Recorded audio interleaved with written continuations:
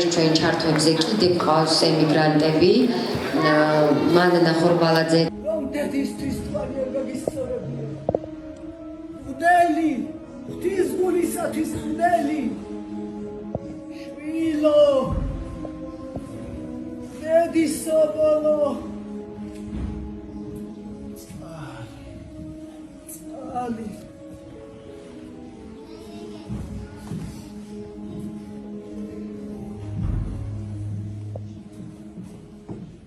შვილო აბა ერთი მოხედე შენ დედას შვილო გიორგი დედი ხედა ამ ანგელოს ხედა შვილო დედი ღვინო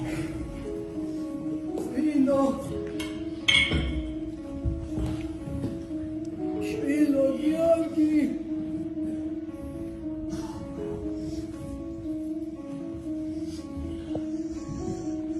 ეს იყო ჩემი ბედისწერა დედი არა უნდა აი ნეტავი ერთი შენს კალთას მათხოვინა და ისე მომკრა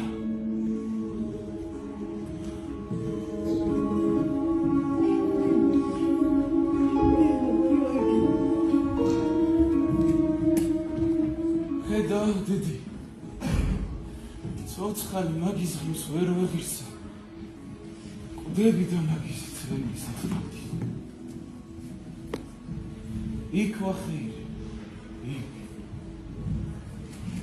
არა უნდა არა ნუ მიწვი დედი შენგან გამიგონია რასაც არა ეშველება კაცი არ უნდა ათრევოს ნუ მიწვი ნარჩი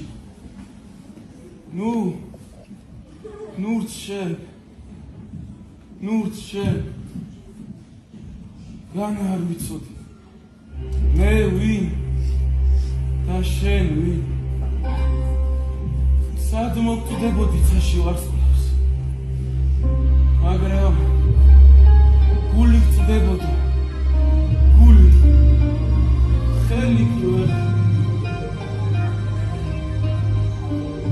ზესავით დამნათოდი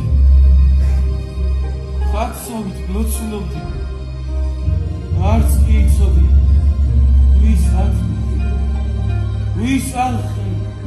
ვის აცოცხლე ვინამ ცოცხალი ვიყავ ვერ გაგიტყდა მერიდებოდა ცხვენოდა მეშინოდა დედი და გეუბნები ყდას რაღა მომეკითხებოდა და ყველა თანაბარი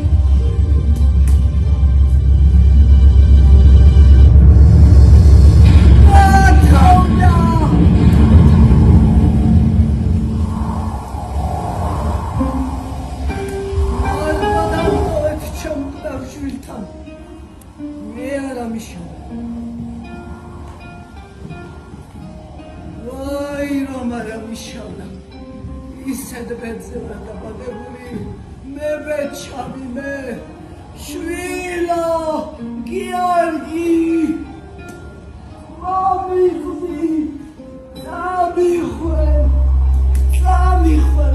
მომიხვარ შვილო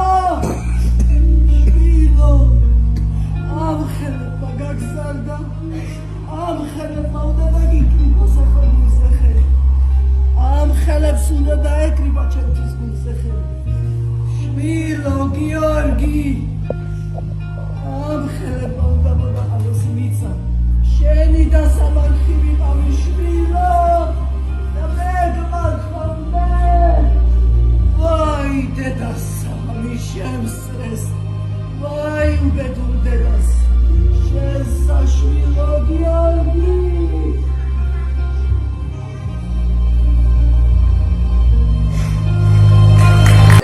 ძიმე აროდობის გამო თითქმის მომაკვდავმა უწმიდურესის კურთხევით დატოვა საჭირო.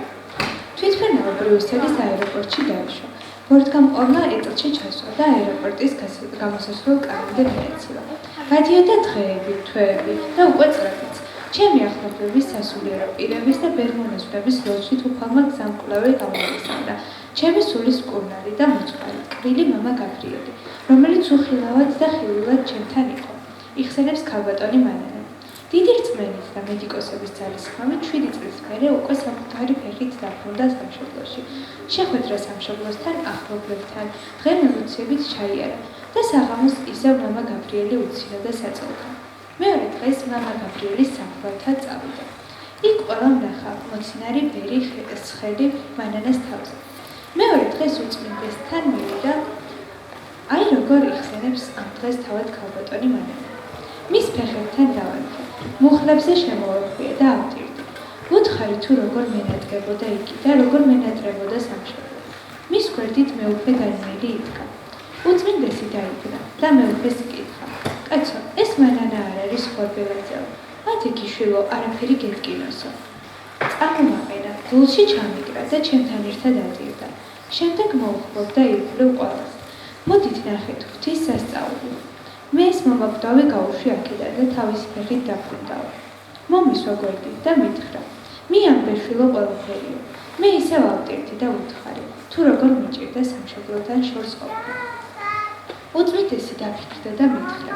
შვილო, ესეც შენი მძიმე ჯვარის ერთ-ერთი შემადგენელი ნაწილია. ასე გიყვარს სამშობლო და მის გარეშე გიწევს ცხოვრება. ჯერ ასია საჭირო შენი ჯანმრთელობისთვის, იქ უნდა იყო. მოვაჟამი და დაგვებრუნდები, გამოჯანმრთელებული, უფლის შეწევნითო. ცოტა ხნით ისევ დაფიქრდა და მკითხა. შვილო, რა არის სამშობლო? სამშობლო აქ შენს გულშია და გულზე მომადო ხილი. მე ისევ დავბრუნდი ბელგიაში. მას შემდეგ 25 წელი გავიდა და გულით დავატარებ ჩემს სამშობლოს უცხო მიწაზე. ევროპის რომელიმე ქვეყანაში არ უნდა ვიყო ყველგან საქართველოს ვეძებ. ქუჩებს თბილისის ქუჩებს ვამსგავსებ. სამშობლოდან შორს გადაწყვიტა ქართული საქმის კეთება. ის ბავშვები, რომლებიც უცხო მიწაზე იბადებოდნენ, შეკრიბა და სახლში მიიყვანა. პირველად 25 ბავშვი იყო. მათი დიდი მეგობარი გახდა. ასწავლიდა ქართულ ლექსებს, საქართველოს ისტორიას. 3 თვის შემდეგ საქართველოს საელჩოში წარადგინეს ღონისძიება. იქ მყოფთეს ბავშვები საქართველოდან ჩამოსულები ეგონათ. ყველა ტიროდა ისეთი ემოციებით კითხულობდნენ ლექსებს. შემდეგ დავწერე სცენარი ილია ჭავჭავაძის ნაწარმოების მიხედვით კაცი ადამიანი. ეს სპექტაკლიც დიდებული გამოგვივიდა. გადავწყვეტეთ სახელი დაგვაქმნია ჩვენი ლიტერატურული თეატრისთვის. ბევრი ვიმშორეთ და გადავწყვეტეთ ერთად დავარქვათ. ჩვენ დავბრუნდებოდ, რადგან მხოლოდ ამას უნერგავ ბავშვებს, რომ უნდა დავბრუნდეთ სამშობლოში და ევროპაში მიღებული განათლება სამშობლოს აღშენებას მოუხმაროთ. მალე სკოლაც დავაარსე. ჩემი უდიდესი სულიერი მამის სახელობის, ბერი გაბრიელის სახელობის სკოლა. 10 წელია, რაც თეატრი და სკოლა გვაქვს. 12 სპექტაკლი გვაქვს დადგმული. სცენარებს მევწევ, დეკორაციაზე, კოსტიუმებზე და ვიზაჟზეც მევზრუნავ. ყველაზე მეტად მსურდა ამ ბავშვების გულებში ღრმად ჩამედო სამშობლოს და მშობლიური ენის სიყვარული. ჩვენ ეს გამოგვივიდა უფლის შეწევნით. გამოვიდა კიდეც. დღეს უკვე მათ სპექტაკლებზე მსოფლიოს ყველა ქვეყნიდან ჩადიან ქართველები. იქ მათ პატარა საქართველო აქვს.